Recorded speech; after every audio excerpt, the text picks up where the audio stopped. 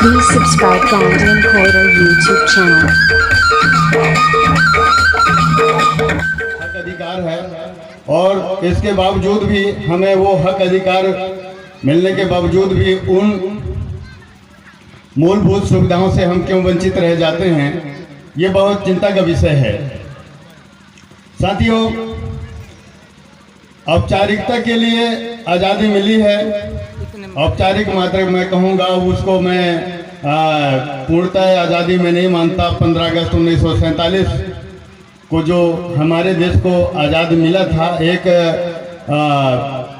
बनावटी आज़ादी थी। बाबा साहब अम्बेडकर इन बातों से सहमत नहीं थे। बाबा साहब चाहते थे कि पहले ये जो भेदभावपूर्ण तरीका है हमारे देश के अंदर, ये सबसे पहले ख़त्म हो, उसके बाद में जो है अंग्रेजों से आज़ादी ली जाएगी। क्योंकि जिन चीज़ों से हमारे समाज को दुख हुआ करता था, पीड़ित थे, वो आज भी यहाँ पर मौजूद हैं। जिन लोगों के द्वारा कुछ हक अधिकार मिला है, वो लोग जा चुके हैं। क्योंकि आज पूरी तरीके से लोकतंत्र नहीं, ब्राह्मण तंत्र व्याप्त है इस देश के अंदर। और ब्राह्मण वर्ग को अंग्रेजों ने 1919 में ही कह दिया था कि सर्वोच्च न्यायालय का जज ब्राह्मण नहीं बन सकता, क्योंकि उनके अंदर न्याय चरित्र नहीं होता। ये चीज अंग्रेजों ने कहा था। अंग्रेज इतना जल्दी समझ गए थे उनके भावनाओं को, लेकिन हमारे लोग आज तक नहीं समझ पा रहे हैं ब्राह्मणों की भावनाओं को। ये सबसे बड़ा गंभीर का विषय है। आज हमारे लोगों को ताला बना करके लटका के रखने के लिए वो ले जाते हैं, और हमारे बीच में जो हमारा प्रतिनिधित्व करते हैं, रिप्रेजेंटेशन करते हैं, उन लोगों के साथ में पूरे के पूरे ब्राह्मण तंत्र लग जाता है। वो आते हैं, आपको बरगलाते हैं और बोलते हैं कि ये तो आपके ही बीच का समाज का व्यक्ति है, ये आपका भला करेगा। बताइए मुझे आप, ज्ञान सिंह, माननीय ज्ञान सिंह जी कितने दिन से रिप्रेजेंट कर रहे हैं इस जिले को? हमारा जन्म भी नहीं हुआ था, 1977 से बताया जा रहा है, ऐसा मुझे जानकारी मिला है। तब से वो रिप्रेजेंट कर रहे हैं, लेकिन आज तक ये समाज का हालात क्यों बद से बदतर है? अभी भी षड्यंत्र चल रहा है, अभी भी षड्यंत्र चल रहा है। उस षड्यंत्र को हमारे कोई वक्ता जिक्र भी नहीं करते, हमारे वक्ता कोई जिक्र भी नहीं करते। वो षड्यंत्र क्या है? कोरोना के नाम पर जब उनको चुनाव जीतना होता है, चुनाव करवाना होता है, अपने सत्ता पर बैठना होता है, तो कोरोना खत्म हो जाता है। आपने देखा है अभी बाई इलेक्शन हुआ मध्य प्रदेश में, कोरोना कहां चल गया था? बिहार में आम चुनाव हुआ, कोरोना कहां चला गया था? अभी 5 राज्यों में चुनाव चल रहा है, कोरोना कहां है? क्यों नहीं लगाते वो मास्क? क्यों नहीं करते सोशल डिस्टेंसिंग का पालन? सबसे बड़ा सवाल है कि नहीं है? स्कूल में कोरोना की वजह से स्कूल बंद है, ये मनुस्मृति नहीं और तो क्या लागू है? उनके बच्चों के पास में पूरे सुख सुविधा है, वो ऑनलाइन एजुकेशन ले रहे हैं। हमारे परिवार में क्या है बताइए? क्या सुविधा है आपके पास में? तो अपने बच्चों को आप पढ़ाएंगे? और जब तक व्यक्ति अच्छे से पढ़ता नहीं, तब तक अपना हक अधिकार का लड़ाई नहीं लड़ सकता। ये अच्छी तरीके से आप जानते हैं। बाबा साहब ने संविधान हमको ऐसे ही नहीं दे दिया है, उसके पीछे उन्होंने क्या कुर्बानी दी है, आप सब लोगों को पता होना चाहिए। और आप सभी व्यक्तियों का, प्रत्येक इंडिविजुअल को यहाँ पर फंडामेंटल राइट है कि जहाँ पर गलत नीति के आधार पर काम करे सरकार, उसके ऊपर सवाल खड़ा करे। लेकिन आप सो क्यों हुए हैं? बोलना चाहिए आपको।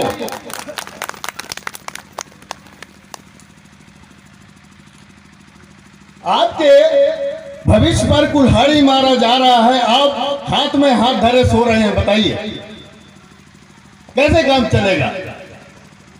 और जब इस तरीके से आपके सामने ही आपके भविष्य पर कुठारा घात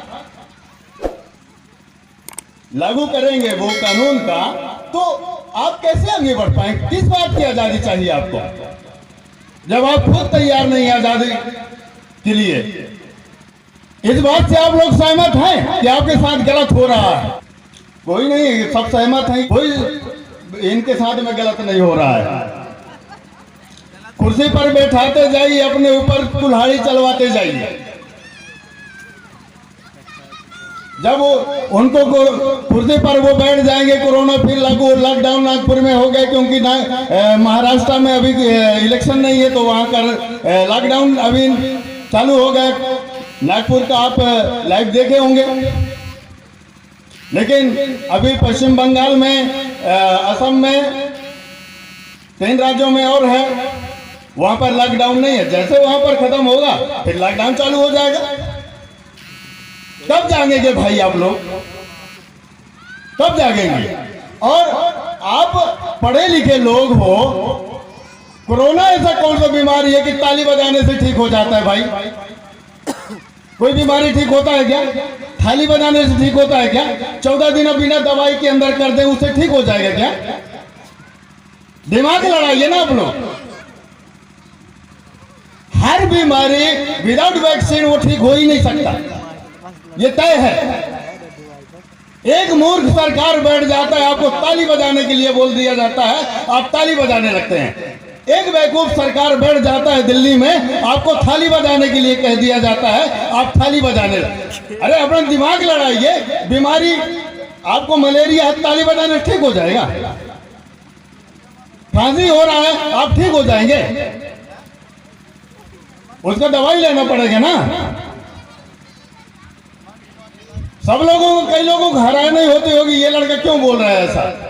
मुझे जो हक अधिकार है, फंडामेंटल राइट है, आर्टिकल 19 ने मुझे जो अधिकार दिया है, उसके थ्रू मैं सवाल करूंगा, हमेशा करूंगा व्यवस्था से, चाहे वो कोई व्यक्ति करे या ना करे। मुझे जो अधिकार प्राप्त है बतौर इंडियन सिटीजन, वो अधिकार का मेरे प्रयोग करूंगा, चाहे कोई व्यक्ति करे या ना करे। तो साथियों, हम सब लोगों को जागने की जरूरत है। इन मनुवादियों के षड्यंत्र को समझने की जरूरत है। आप इन्हीं बातों से अंदाजा लगाइए कि मैं पुराने इतिहास की बात को इसलिए मैं नहीं ले जाना चाहता, क्योंकि जो वर्तमान में घटना घटित होती है उससे ज़्यादा समझ में लोगों को आता है। क्योंकि बीते हुए काल के विषय में बहुत लोग समझाने वाले हैं, समझाते रहते हैं, लेकिन उन लोगों से उनको कोई मतलब नहीं रहता। कई लोगों को उनको वर्तमान से मतलब रहता है, इसीलिए मैं वर्तमान की बात पर ज़्यादा जोर जिक्र किया करता हूँ। वर्तमान में जो परिस्थिति और क्या पनप रहा है, महात्मा गांधी रोजगार गारंटी योजना अधिनियम 2005 में लागू हुआ, सब लोगों को पता है। रोजगार गारंटी में ST SC OBC के लोग ही क्यों जाते हैं, बहन बेटियां काम करने क्यों ही जाते हैं? ब्राह्मणों के, बनियों के, ठाकुरों के बहन बेटी, माँ बहन क्यों नहीं जाते काम करने? ये आजादी है क्या? हमारे बहन बेटी चिलचिला धूप, कड़कते ठंड और मूसलाधार बारिश में बाध्य होती हैं काम करने के लिए, उनके बहन बेटी क्यों नहीं जाती हैं? इसका मतलब कहीं ना कहीं हमारे अंदर कमी है और हमारे लोग व्यवस्था से सवाल नहीं कर सकते। अब आप जानते हो, कई लोगों को कहते हैं कि हमको राजनीति से कोई मतलब नहीं है, और राजनीति से ही आपके ऊपर कुठाराघात किया जाता है। लॉकडाउन समाज नेता ने किया कि राजनेता किया? मोदी कौन सा है बताइए आप? राजनेता है ना। समाज का कानून सारा का सारा भविष्य का तय मैं आप लोगों को बता देना चाहता हूं, राजनेताओं के द्वारा किया जाता है। आपका कानून नहीं चलता है वहां पर। आपका कानून एक दिन चलता है, उसके बाद में अगर उस पर आपने गलती कर दिया तो आंदोलन करते रहो। बहरी सरकार, अंधी सरकार आपको देखने वाला है ना, आपके बात सुनने वाला है। इस बात का प्रमाण इसी साल के नवंबर से चालू हुआ, अभी तक वो आंदोलन चालू है। कृषि आंदोलन, किसान आंदोलन, क्या क्या हो गया आप देख रहे हो, सुन रहा है क्या वो?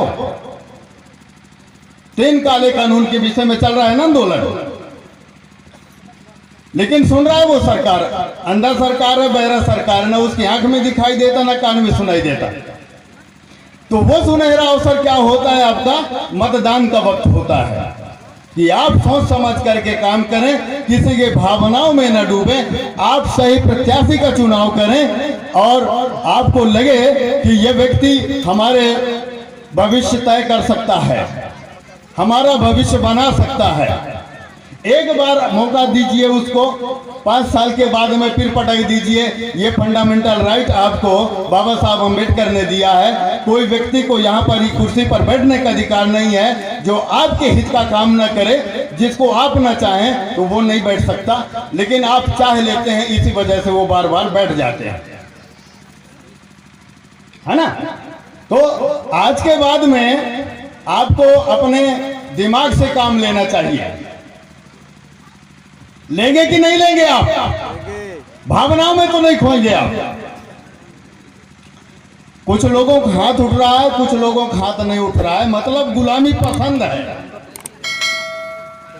गुलामी चाहिए कि आजादी चाहिए? आजादी चाहिए। आजादी चाहिए।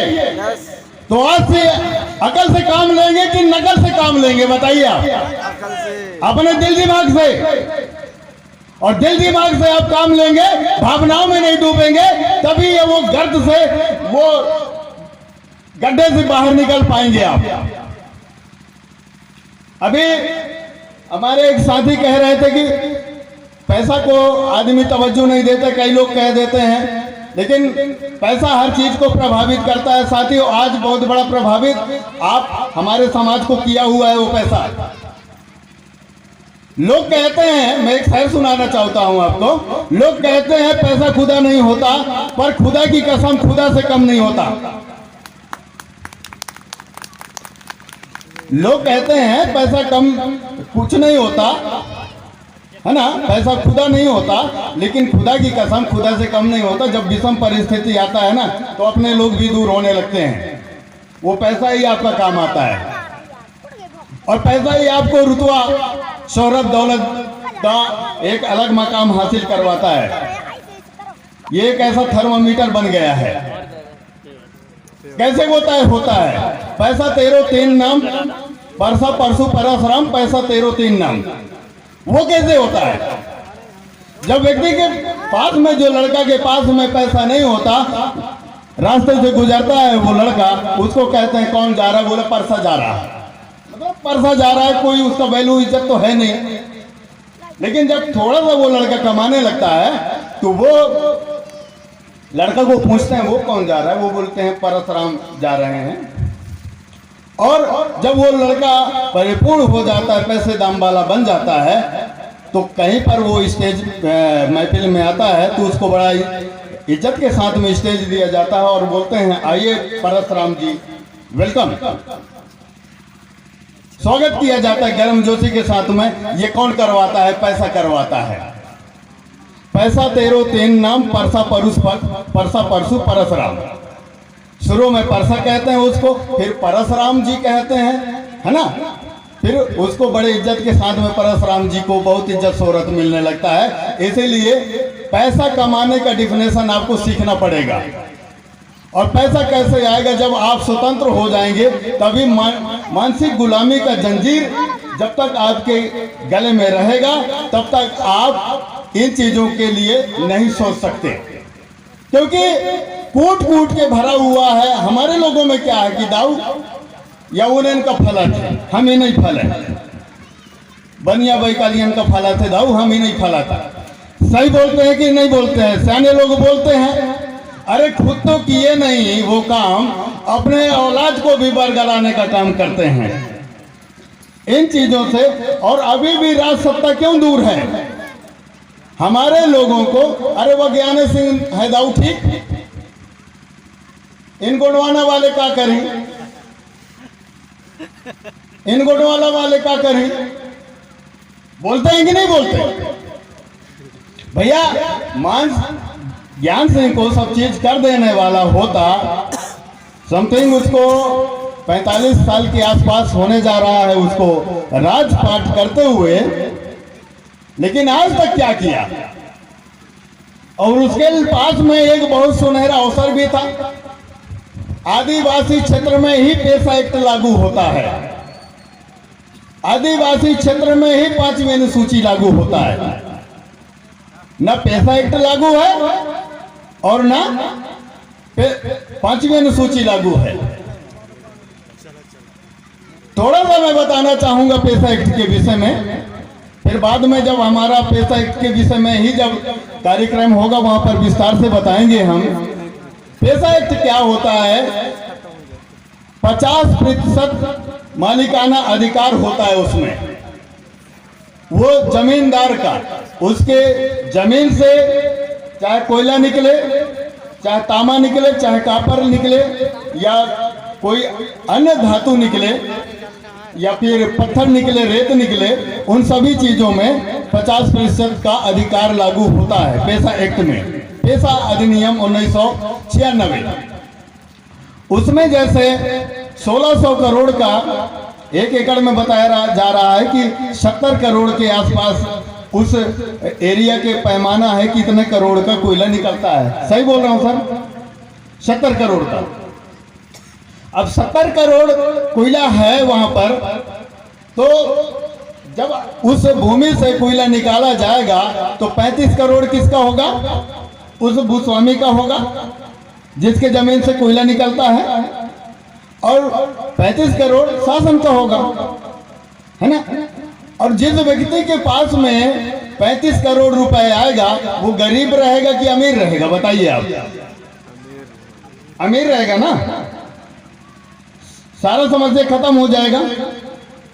उसी प्रकार से पत्थर निकल रहा है, पत्थर भी आज बढ़िया रेट में जा रहा है, लेकिन उसके सौदाबाजी हमारे लोग नहीं करते, बाजी मूली के जैसे बेच देते हैं उसको, उसका समझौता ही नहीं करते। और इसके ऊपर मैं नहीं समझता कि वो लोगों का दोष है, ये दोष वहाँ के जो रिप्रेजेंट कर रहे होते प्रतिनिधि जो होते हैं उनकी दोष है। उनको बताना चाहिए, या तो उनको खुद को ज्ञान नहीं है। पहली बात, जिनको ज्ञान ना हो तो उनको प्रतिनिधित्व को जिम्मेदारी देना ही नहीं चाहिए। जिन चीजों को ज्ञान ना हो, जब ज्ञान नहीं होगा तो क्या बताएंगे अपने पंचायत में गांव वालों को कि इसका मतलब ये होता है। फिर हमारे यहाँ जो विधानसभा क्षेत्र में, वहां पर भी हम प्रतिनिधित्व ऐसे गधे आदमी को बना देते हैं जिसको खुद को ज्ञान नहीं है, तो वो क्षेत्र वालों को क्या जानकारी देगा, क्या हक अधिकार दिलाएगा?